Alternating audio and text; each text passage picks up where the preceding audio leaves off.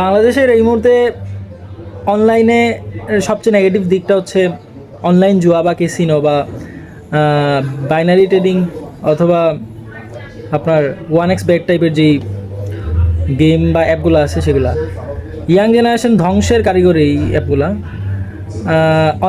অনেক ছেলেমেয়েরা তাদের টিউশনের টাকা, পকেট খরচের টাকা, মা বাবার থেকে টাকা নিয়ে, আত্মীয় স্বজন থেকে টাকা নিয়ে, বন্ধুবান্ধবের থেকে টাকা নিয়ে তারা এইগুলোতে মগ্ন আছে। দেখা যায় যে অনেক ক্ষেত্রে 100 টাকা দিয়ে 200-300 টাকা প্রফিট করে, পরে 1000 টাকা লস করে। এইভাবে আসলে ধ্বংস হইতেছে। আমাদের আশেপাশে ছোটো ভাই বন্ধু যারা আছে তাদের এই বেহাল দশা আমি দেখতেছি। আমি তাদেরকে অনেকবার সতর্ক করছি যে তোমরা আসলে এই দিকে যাও না, এটা ধ্বংসের পথ।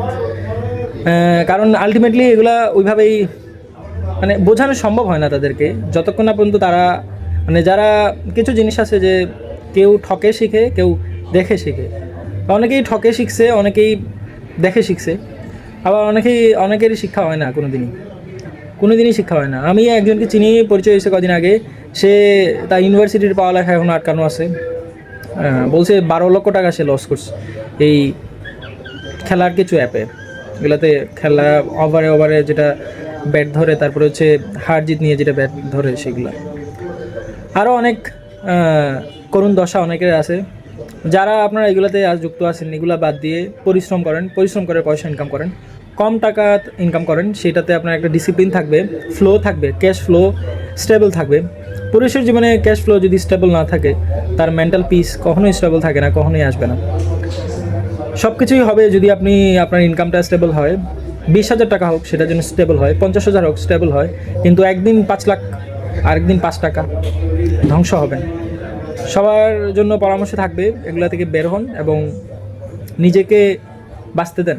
আপনি আপনার নিজেকে প্রতি মুহূর্তে নিজের হাত দিয়ে গলা টিপে হত্যা করতেছেন। এক সময় বুঝবেন, যখন বুঝবেন তখন সময় থাকবে না। সময় থাকতে বুঝেন, ফিরে আসেন, বাদ দিয়ে দেন। একটা সময় আছে যে একটা কথা আছে যে আপনি যদি ভুল ট্রেনে ওঠেন, আপনি যতক্ষণ থাকবেন ততক্ষণই আপনি দূরে চলে যাবেন আপনার সঠিক গন্তব্য থেকে। যখনই টের পাবেন আপনি ভুল ট্রেনে আসেন, আপনার সাথে সাথে উচিত আপনার নেমে পড়া। এটা যত দূরই হোক, মানে যদি একটা স্টেশনে তাও নেমে পড়া, 2টা স্টেশন হলে নেমে পড়া।